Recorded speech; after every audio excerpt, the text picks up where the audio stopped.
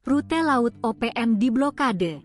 Jalur penyelundup terbongkar, TNI tutup pintu masuk senjata KKB. Upaya penyelundupan amunisi untuk kelompok kriminal bersenjata, KKB, Organisasi Papua Merdeka, OPM, di Papua kembali digagalkan.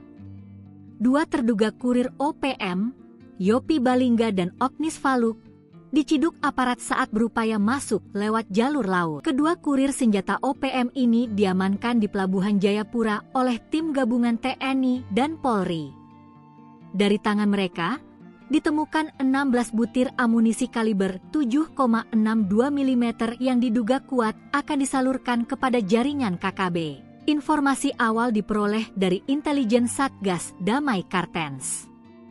Keduanya tercatat berangkat dari Biak menggunakan KM Sinabung menuju Jayapura. Aparat yang telah melakukan pemantauan langsung bergerak dan meringkus mereka di atas kapal.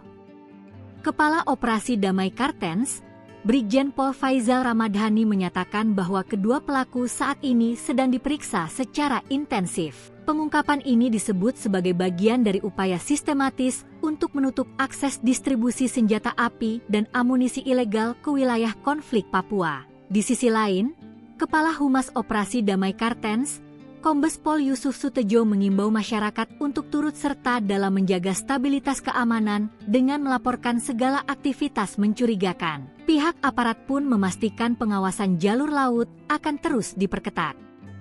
Patroli rutin di pelabuhan-pelabuhan strategis ditingkatkan, menyusul potensi kawasan tersebut dijadikan rute utama penyelundupan logistik perang ke tangan KKB.